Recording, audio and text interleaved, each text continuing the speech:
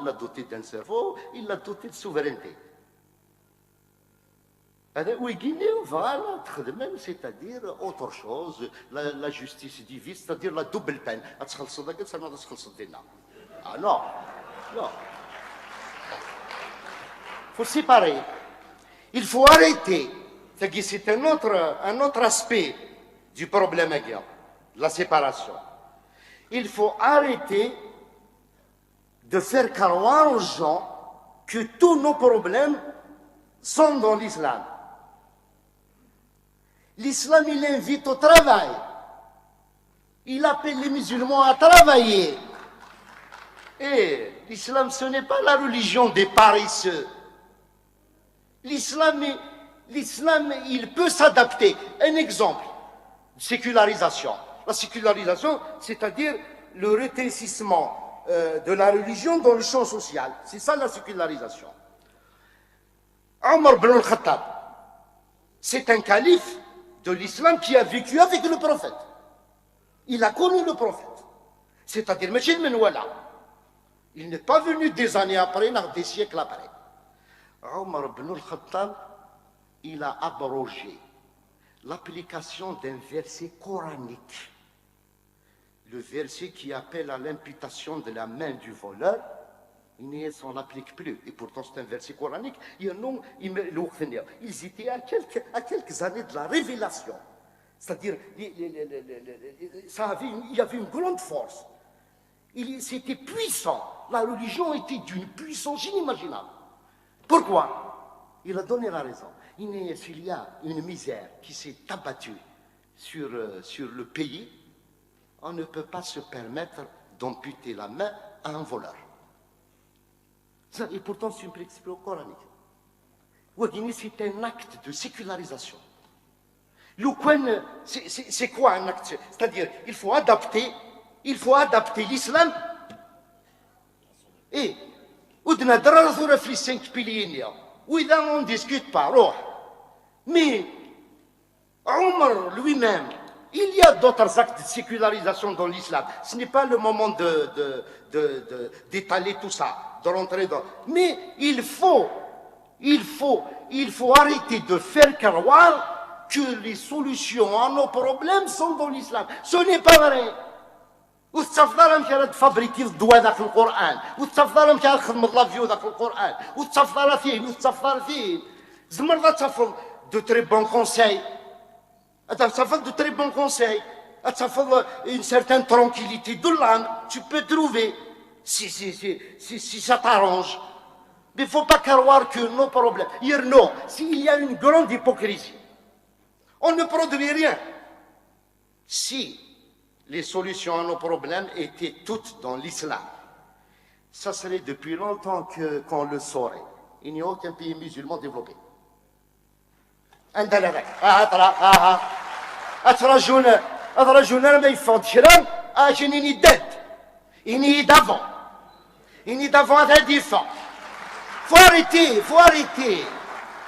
Faut arrêter avec tout ça. La solution, donc, pour conclure un peu, la solution,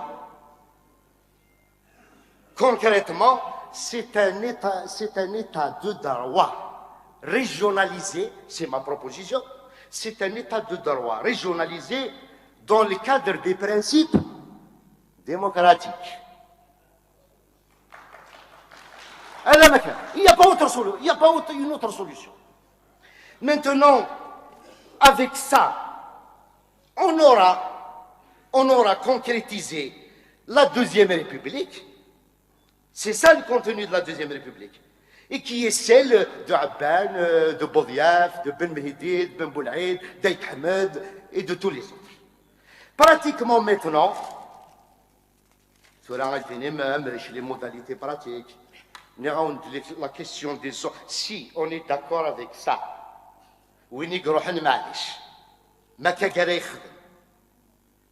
si on se met d'accord sur le pacte historique, les grandes lignes des réformes, il n'y a aucun problème. Il faut qu'on se mette d'accord sur ça. La question est des hommes et les secondaires. Maintenant, les institutions de la transition, On n'a rien à inventer. On part toujours du contexte algérien. Le président est parti. Il va falloir le remplacer. Le gouvernement, il faut un gouvernement de transition. Et il faut une institution. Pour moi, c'est un conseil, une conférence, un conseil de gestion et de surveillance de la transition. Voilà les trois institutions. Mais moi, je vais proposer autre chose. Il faut d'ores et déjà, il ne faut pas qu'on attende, il faut maintenant qu'on se mette dans l'état d'esprit, voilà ce que nous voulons. Mais tiens, nous rejetons, voilà ce que nous rejetons. Mais tiens, toujours dans le rejet. Il faut qu'on commence dès maintenant. D'abord, il faut qu'on organise des débats comme ça partout. Il faut qu'on les organise partout. Et il faut qu'on commence à concrétiser ça, par exemple, mettre en place une commission d'experts de toutes les spécialités pour faire un projet de constitution. Il faut un projet de constitution. Voilà ce que nous voulons. Et il faut commencer maintenant à donner corps à certaines de nos exigences. On dit la dissolution du FLN.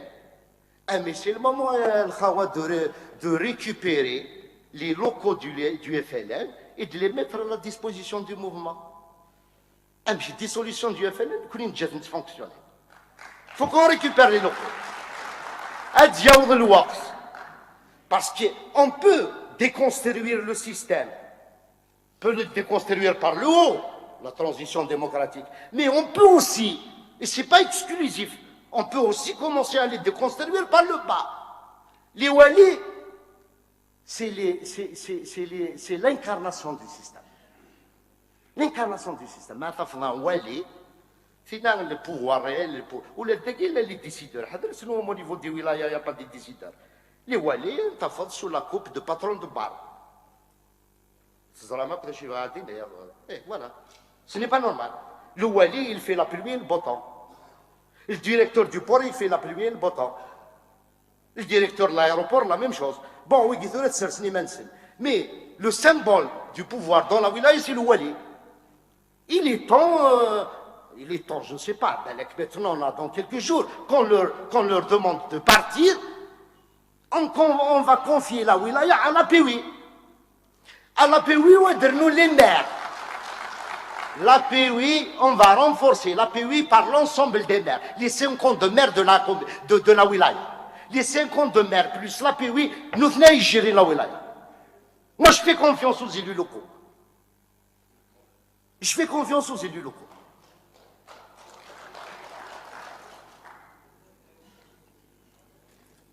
Voilà ce que j'avais à dire, et je me soumets à vos critiques et à vos questionnements. Merci. Merci Jamal pour cette conférence, de cette intervention très pédagogique, contrairement à beaucoup qui étaient très populistes par ailleurs, qui a mêlé droit, économie, politique, sociologie. Franchement, merci. C'est pas étonnant, étant donné le parcours de Jamal, qui a été depuis tout le temps dans tous les combats. Un mot, pardon.